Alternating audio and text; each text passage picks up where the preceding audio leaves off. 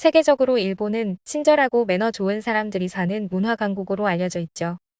서구인들은 메이지 시대 이후에 알려진 수수께끼와 신기의 나라, 짧은 기간에 세계 두 번째 경제대국으로 성장했던 기적의 나라에 열광하면서 스모, 가부키, 스시 등 다양한 일본 문화에 매료됩니다.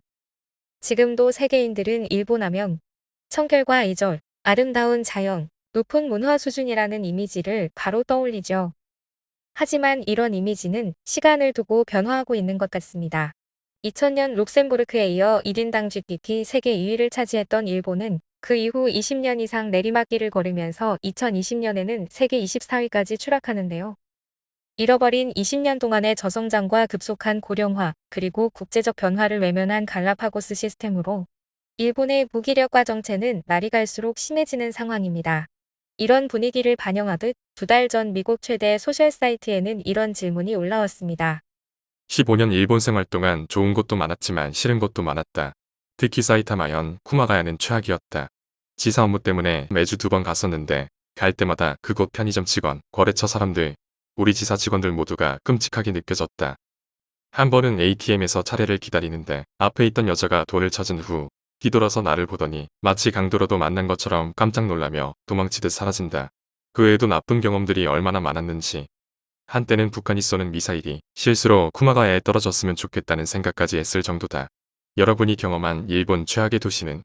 그동안 일본이 누리고 있던 친절과 배려의 이미지와는 사뭇 다른 내용의 질문인데요. 일본에 살아본 외국인들이 털어놓은 또 다른 일본의 모습은 어떨지 질문에 달린 800여 개 댓글 중 주요 댓글을 통해 알아보겠습니다.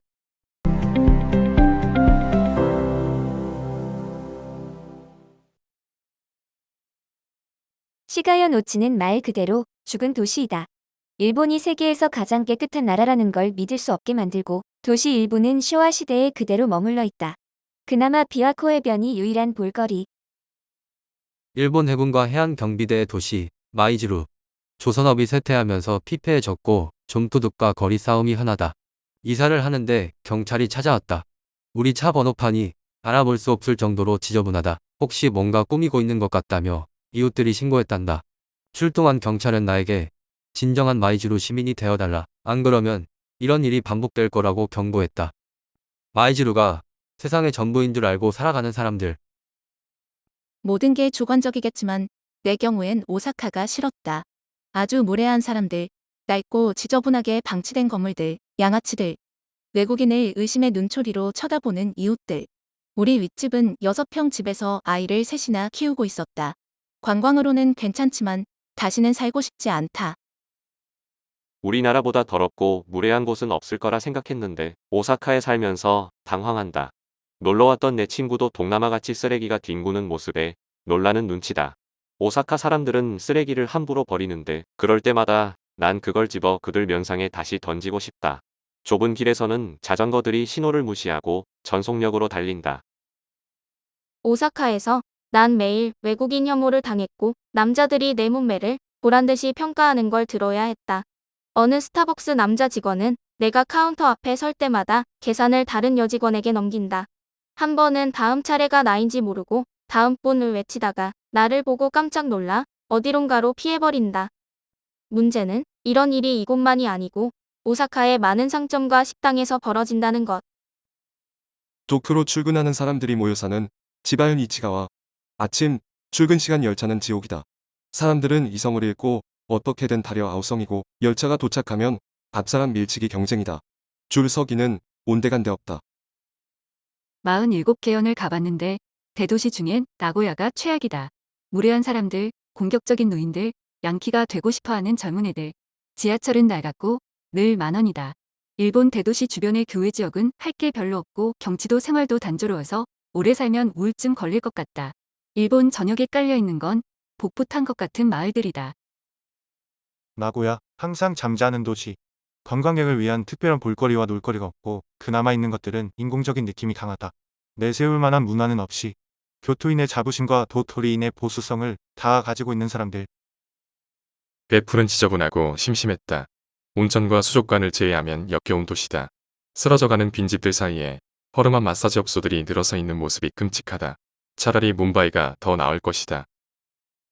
베프에서 4년 유학 생활을 했는데 그야말로 황폐하다. 베프는 80년대의 마사지와 퇴폐업소들로 먹고 살다가 그게 뜸해지자 온천도시로 변신했지. 하지만 모든 게 80년대에 머물러 있다 보니 조금씩 개발이 돼도 도시가 황량하다. 근처 공장에서 내뿜는 공해 때문에 발코니에는 검은 먼지가 켜켜이 쌓이고 내가 대학 생활을 한 곳이지만 앞으로 다시 가고 싶어질까 의문이다.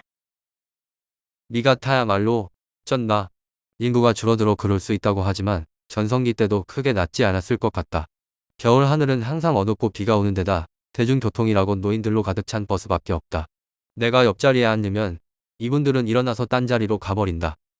일본 내에서도 가장 차갑고 불친절하기로 유명한 사람들. 도시계획이 엉망이어서 거대한 도시의 절반이 비어있고 도로변에는 사업을 접은 가게들이 줄지어 보인다. 일본 여러 도시에서 살아봤지만 서부 도쿄의 후추가 확실히 최악이다. 영혼 없는 성냥갑 아파트와 편의점들이 줄지어 서 있다. 도쿄까지는 혼잡한 열차로 40분에 가야 되는 거리인데도 물가는 도쿄 수준이고 자연 공간도 부족하다. 도쿄도는 관광에는 좋지만 살기엔 최악인 듯. 정말 엉망진창은 미사토, 요시카와 야스오지. 한때 빈민들이 살았던 지역인데 쓰레기가 굴러다닌다. 10년 전부터 개발이 진행 중이지만 아직도 원래 주민들이 남아있고 그 중에는 거칠고 짜증나게 하는 사람들이 많다. 홋카이도, 무로란.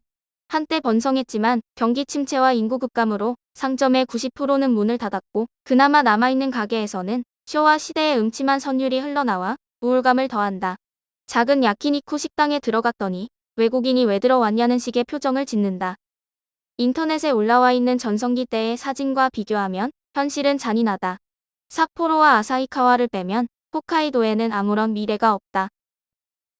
아오모리현 구로이시.